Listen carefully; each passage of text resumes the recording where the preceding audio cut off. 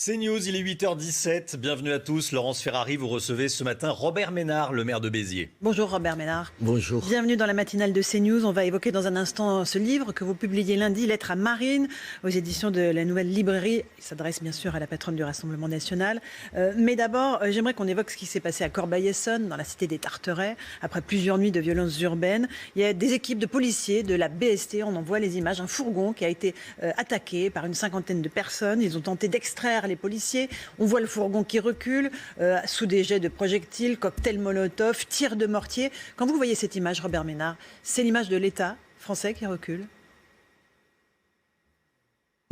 Qu'est-ce que vous voulez que je vous dise?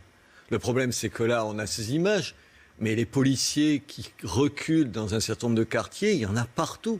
Là, vous avez bien. Et qu'est-ce qui se passe? Comment on en est arrivé là? Moi, je ne sais pas exactement. J'ai quelques idées de ce qu'il faudrait faire. J'ai surtout en tête, vous rappelez les propos du chef de l'État, c'était à Marseille la semaine dernière. Vendredi, oui. Je le cite, il dit « Il n'y a aucun endroit où la police ne rentre pas.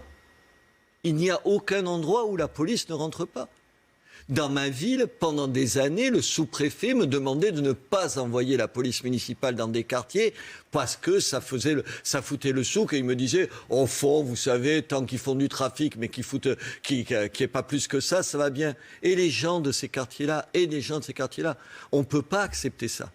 Alors, je ne crois pas que ce soit qu'un problème d'effectifs. Bien sûr qu'il y a des problèmes. Plus de policiers sur le terrain? Bien sûr qu'il faut plus de policiers sur le terrain. C'est pour ça que quand on entend la droite là s'étrangler en expliquant oui, c'est un scandale et tout, et que tu te rappelles que Sarkozy, il a supprimé 12 000 policiers et gendarmes, tu te dis quand même, il faut avoir un peu de décence et se rappeler ce qu'on a fait quand ils étaient au pouvoir. Non, mais je pense surtout qu'il y a du côté de ces gens-là l'idée qu'ils risquent pas grand-chose. Mais en plus, c'est vrai, il y a un tiers des peines de prison qui ne sont pas exécutées. On propose, vous savez, les bracelets ou d'autres choses. Mais attendez, comment vous voulez exécuter des peines de prison quand il n'y a pas les places de prison? Au lieu de s'émouvoir, de dire c'est scandaleux et tout, on se dit où elles sont les places de prison? Vous vous rappelez, et ce n'était pas suffisant, toujours le président de la République, il avait proposé 15 000 places de prison. Vous savez, alors je vais vous donner le chiffre exact pour ne pas vous dire une bêtise, au 20 mai, pour être précis, de cette année, vous savez combien il en avait construit de places de prison? 2000? 1657. 1657, un dixième de ce qu'il avait promis. Quand vous n'avez pas les places de prison, évidemment que vous ne mettez pas tout le monde en prison. Et donc, vous ne mettrez pas tous ces gens-là en prison. C'est ça la réalité. Tout le reste, c'est du baratin. Alors, on fait des places de prison, on les met en prison et on est débarrassé de ces gens-là pendant quelques années. Et est-ce qu'il faut pénaliser aussi les familles? On a beaucoup parlé de l'expulsion à Nice d'une mère de famille de son HLM parce que son fils avait été condamné pour trafic de drogue. On a un sondage CSA pour CNews qui dit que 60% des Français sont favorables à l'expulsion de la famille de leur HLM après une condamnation. Est-ce que c'est pas pénaliser tout le monde pour les faits d'un seul? Ah non, mais attendez, moi, les gens dont les enfants font du trafic de drogue, je les fous dehors.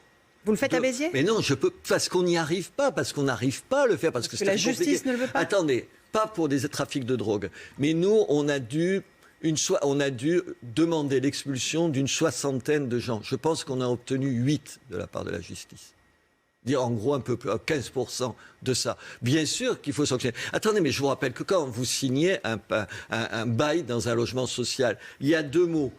Il faut y habiter de façon paisible et y habiter de façon en bon père de famille. C'est paisible et en bon père de famille. Il faut expulser les gens. C'est le seul moyen de faire peur à un certain nombre de gens. Il y a un certain nombre de gamins en particulier, de mineurs, qui gagnent de l'argent en aidant au trafic de drogue. S'ils se disent, si leurs parents entendent qu'ils peuvent être foutus dehors de leur appartement parce que ils se font condamner, peut-être ça les fera réfléchir. Bien sûr, moi je n'ai aucun état d'âme là-dessus, aucun état d'âme. Et ceux qui ont des états d'âme, je vais vous dire, ils vont habiter dans ces quartiers-là, voir qui a la vie la plus pourrie. C'est ni vous ni moi, parce qu'on n'y habite pas dans ces quartiers-là. C'est les gens de ces quartiers. Ces gens, ils attendent plus, ils me demandent plus d'autorité, plus de répression. Eux, ils n'ont aucun état d'âme. Quand vous êtes le voisin de gens qui trafiquent, vous attendez qu'une chose, c'est qu'on les vire de votre... Quand c'est vos voisins de palier. C'est la seule chose qu'on attend. Béziers, hier, on a appris qu'une jeune fille de 13 ans a été tabassée par une autre, filmée encore une fois par des complices dont la vidéo a été mise sur les réseaux sociaux. Violence aveugle, encore une fois, entre jeunes de 12 à 13 ans. Ouais, de 12. Comment endiguer ce fléau? Je ne sais pas. D'abord, il y a Internet, qu'on puisse filmer. Et il faut sanctionner, là encore, il faut sanctionner les familles. Il faut sanctionner les familles. Les familles, elles sont responsables. On ne peut pas dire « mes enfants m'échappent ». À 12 ou 13 ans, ils font ce qu'ils veulent. Attendez, c'est que tu as raté quelque chose et tu es responsable de tes enfants. C'est dur à dire, mais si on ne fait pas ça, on n'y arrivera jamais. Et peut-être qu'il faut interdire un certain nombre d'accès ou limiter le temps d'accès au réseau aux enfants. Enfin, il y a des pays qui le font. Je sais, c'est des pays autoritaires, mais peut-être qu'il y a un moyen de faire comme ça. Sinon, comment vous allez faire ? Comment vous allez faire ?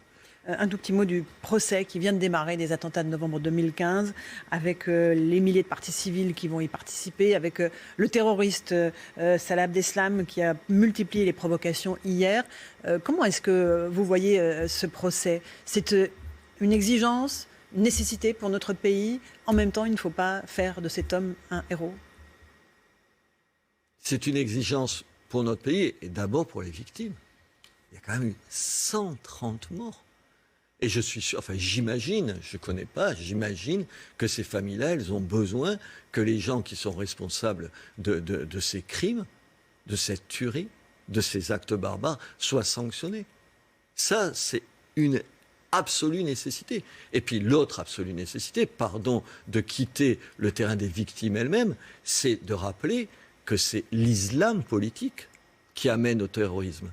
C'est l'islam politique. Or, on a des gens dans les forces politiques en France, en particulier à gauche, à l'extrême gauche, qui ont toutes les tendresses du monde avec l'islam politique, qui sont allés manifester, enfin vous le savez, avec le CCIF, ou le CCIF, attendez, qui sont des gens qui justifient un certain nombre, pas ces crimes-là, mais qui justifient, qui excusent l'islam politique.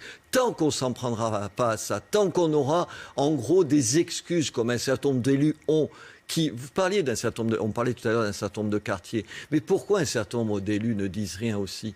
Pas tous, mais un certain nombre, parce qu'ils cultivent cet électorat-là, parce qu'ils ont peur, en s'en prenant à ces gens-là, de perdre quelques voix. Et pareil sur l'islam politique. Il faut avoir le courage de dire, l'islam politique, ça nourrit le terrorisme, et l'islam politique, il est en rupture de l'islam. Moi, je ne confonds jamais les musulmans. Et c'est justement parce que je ne confonds pas les musulmans qui sont de bons Français comme tout le monde, avec l'islam politique, que je dis, il faut être sévère avec eux. Au moins que ce procès, il nous serve à dire, avec ces gens-là, il n'y a aucun compromis, il n'y a aucun, vous savez, de ces accommodements dont on nous parle raisonnable. Vous vous rappelez, il faut voir il n'y a rien qui est acceptable. Quand on commence à accepter que des gamines portent le voile, quand on commence à accepter que dans les cantines, on serve des repas halal, on accepte ça. Petit à petit, on accepte d'autres revendications qui sont une scission, qui forment une sécession dans notre pays. Il n'y a pas de ces accommodements à avoir. Et si on le fait, pourquoi il ne faut pas le faire ? Parce que c'est dire que je ne confonds, encore une fois, jamais l'islam politique et l'islam. Défendre les musulmans qui sont des Français comme tout le monde, évidemment, des Français comme tout le monde, c'est dire non à l'islam politique.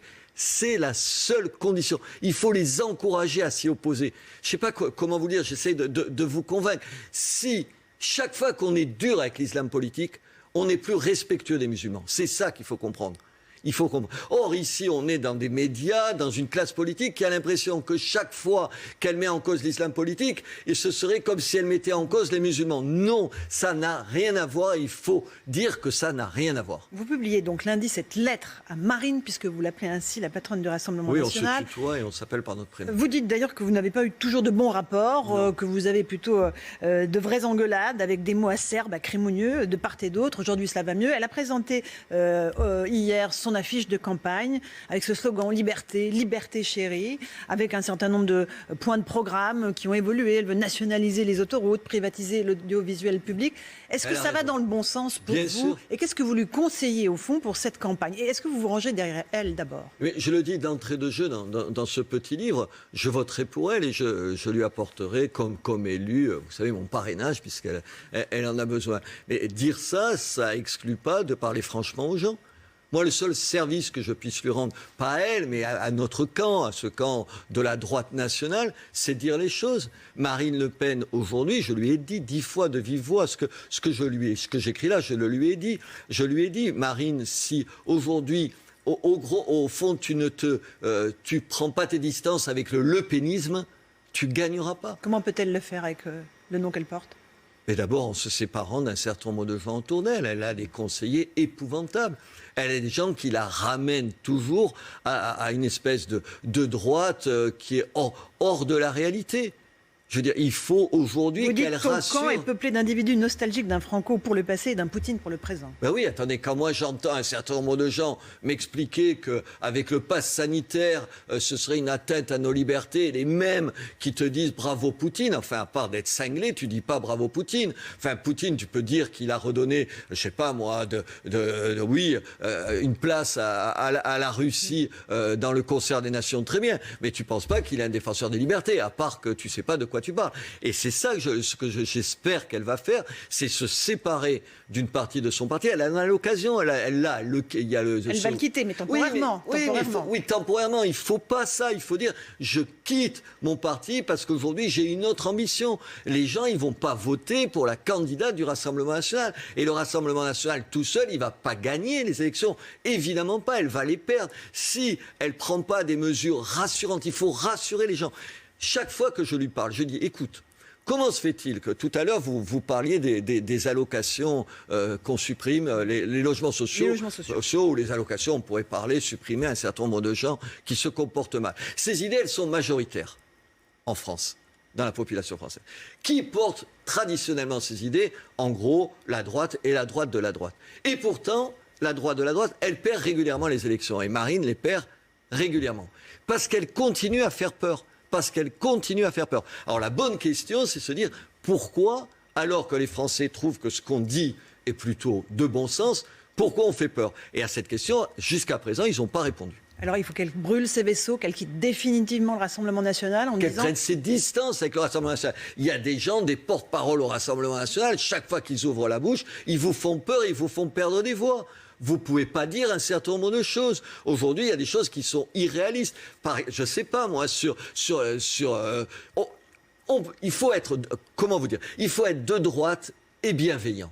De droite et bienveillant. Le progrès, ça appartient pas à la gauche. Moi, je suis pas un nostalgique du Moyen-Âge. Je suis pas un nostalgique de, je sais pas, c'était toujours mieux avant. C'est pas vrai que c'était toujours mieux avant. Il y a des choses formidables. Le progrès, ça existe. C'est pas parce qu'il y a le progressisme de M. Macron qu'il n'y a pas de progrès. Il faut rassurer les gens et leur dire, on a des réponses concrètes, radicales, mais réalistes, radicales et réalistes. Le problème, c'est qu'il faut arriver à faire ça.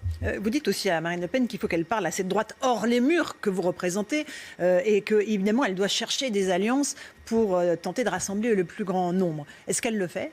Écoutez, vous l'avez invitée à un déjeuner avec Éric Zemmour, je crois, qui est polémiste sur notre antenne. Attendez, pardon, là, elle était prête à venir, c'est lui qui n'a pas voulu. Non, je vais pas. Okay. Elle m'a dit, elle a hésité, on s'est parlé, elle m'a dit, je viendrai à Béziers. Très bien, elle vient à Béziers parler. Éric ne veut pas venir, je crois qu'il a tort, on commence par discuter. Vous savez, la plus grande forme de suicide, c'est Marine Le Pen qui le dit, ça c'est une formule juste, c'est la division de ce camp-là. Le suicide français, pour plagier Éric. Non, moi je pense qu'aujourd'hui, elle est en train de changer, Marine Le Pen, mais il y a un bond à faire en avant, il faut qu'elle ait le courage de le faire. Il faut qu'elle ait le courage, encore une fois, de prendre ses distances par rapport à son parti, par rapport à une rhétorique de son parti. Il faut qu'elle rassure les Français, qu'elle leur dise voilà exactement ce que je vais faire. L'immigration, et Dieu sait que je pense que c'est quelque chose qui est un vrai problème. On n'arrêtera pas totalement l'immigration, c'est pas vrai. On a besoin de recevoir un certain nombre de gens. On fait la différence entre les prisonniers, les demandeurs d'asile politique, c'est la grandeur de la France, et les gens qui viennent pour des raisons économiques. Il faut faire tout ça. Il faut dire on est les seuls qui vous écoutent, qui vous entendent, qui peuvent vous rassurer. Non, demain, si on est au pouvoir, ce sera pas, le feu dans les cités, l'État qui fonctionne plus et une grève nationale dans l'éducation nationale. Non, c'est pas vrai. Écoutez, à ma petite échelle, on me l'a fait dès que je suis arrivé maire de Béziers. On m'a dit vous allez voir le souk que ça va être.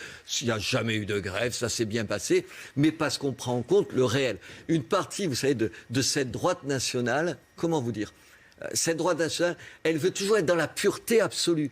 Le moindre compromis avec la réalité ou avec d'autres, c'est une trahison. Mais non, aujourd'hui, trouver des compromis avec le reste de la droite, c'est faire preuve de sagesse. Faire preuve plus de sagesse et moins d'idéologie. Est-ce que vous comprenez la décision du CSA qui demande aux chaînes, dont la nôtre, de décompter le temps de parole d'Éric Zemmour, qui est toujours éditorialiste politique, au motif qu'il est un homme politique en campagne? Attendez, petit 1, il n'est pas candidat. Petit 2, il me semble, je le sais, c'est une plaisanterie, d'avoir entendu le président du CSA dire exactement le contraire en janvier dernier. Qu'est-ce qui a changé? Les éditorialistes, il n'y a que Éric Zemmour en France comme éditorialiste qui a des idées politiques. Non mais vous rigolez. Qu'est-ce qui pose problème avec Éric Zemmour? Mais comme avec votre chaîne généralement, c'est qu'aujourd'hui, il y a un certain nombre de gens, en gros, qui sont à droite et qui n'ont pas honte de le dire. Mais attendez, jusqu'à présent, les éditorialistes que j'entendais sur tout un tas d'autres médias, je veux dire, si sur France Inter, ils ne sont pas de gauche, il faut juste m'expliquer de quoi ils sont. Non, il ne faut pas plaisanter. Est-ce qu'on reproche à un éditorialiste, quand il est de droite, d'être de droite, mais quand il est de gauche, au fond, ce n'est pas un problème? C'est ça qui est dit par le CSA. Honnêtement, c'est inacceptable. Le jour où Éric Zemmour est candidat, bien sûr que ça change. Mais je crois que vous n'aurez pas besoin du CSA pour en tirer un certain nombre de conséquences. Mais aujourd'hui, pardon, il n'est pas candidat. Et vous lui conseillez d'être candidat ou pas? Non. Parce qu'il est un très bon éditorialiste, parce que je ne veux pas vous priver je plaisante, de ça, parce qu'il fait bien son métier, parce que grâce à des gens comme lui, un certain nombre de sujets qui étaient inabordables, ou quand ils étaient abordés, vous étiez traités de fachos en 10 secondes, sont sur la table, sont dans les débats. C'est ça. Moi, j'ai un certain nombre de propositions avec, tout à l'heure, je vous disais de Marine Le Pen, je n'étais pas d'accord avec un certain nombre de choses qu'elle dit, mais avec Éric, ce qu'il dit sur l'immigration, je ne suis pas d'accord avec lui. C'est pas réaliste. Le choix des prénoms. Mais oui, c'est parents, des erreurs. Attendez, vous pouvez pas dire ça. Vous pouvez pas dire ça. Oui, vous pouvez le dire ici, autour d'un plateau de télévision. Je lui ai dit 10 fois, viens à Béziers, dans mon quartier où j'ai passé ma jeunesse, tu vas essayer de dire aux gens que comme ils ont un prénom à consonance musulmane, il faut qu'ils choisissent entre la France et le prénom, ou il faut qu'ils choisissent entre l'islam et la France. Ça ne tient pas debout, Et puis c'est faire offense à toute une partie des musulmans qui sont des gens de valeur et qui sont des Français comme vous et moi, exactement comme vous et moi. Mais d'ailleurs, regardez, il a été exonéré, une décision de justice lui a donné raison. Il ne faut pas tout mélanger. Éric, sur l'immigration, il y a un certain nombre de propos qui ne tiennent pas la route, qui sont des propos d'estrade, mais pas des propos réalistes. Mais une fois que j'ai dit ça, d'abord, il a le droit de s'exprimer, j'espère bien qu'il continuera chez vous. Mais 2, aujourd'hui, encore une fois, la pire des choses, qu'est-ce qu'ils veulent, les deux, Marine Le Pen et lui, qu'on perde? 2 candidatures, c'est la meilleure façon que notre courant de pensée ne soit pas représenté au deuxième tour. On veut encore perdre une autre fois. Qu'est-ce qu'on veut faire? On veut avoir la Taubira, vous vous rappelez, Madame Taubira qui avait fait perdre Monsieur Jospin. On veut recommencer avec la droite. On ne peut pas à la fois. En gros, on ne peut pas à la fois dire la situation est grave, catastrophique. Enfin, je ne vous fais pas, c'est tout ce discours-là que vous entendez quand Éric le fait fort bien. Et il a raison. On ne peut pas dire ça et penser tout le temps à soi. Je veux dire, ce n'est pas une guerre d'ego. Est-ce qu'on est au service de soi, de ses propres ambitions, de ses propres envies d'exister, ou au service de la France? On choisit. C'est pour ça que je leur ai demandé de venir à Béziers. Parce que je les connais tous les deux, que c'est des gens avec qui je parle régulièrement avec eux. Je dis, venez à Béziers, on va au moins discuter de 2 choses. Ce que vous ne devez pas vous dire l'un sur l'autre pour pas rendre irrémédiable un accord demain, impossible, parce que vous vous serez dit, une fois que tu traites quelqu'un de salaud, honnêtement, demain matin, il n'a pas envie de faire quelque chose avec toi. C'est aussi simple que ça. Et surtout, dites aux Français que celui qui sera en 2e position appellera à voter pour le premier. Dites ça tout de suite. Montrez que vous ne faites pas de la politique comme les autres. Malheureusement, là, Éric ne veut pas et il a tort. Merci beaucoup, Robert Ménard, d'être venu ce matin dans la matinale de CNews. À vous, Romain Desarmes, pour la suite.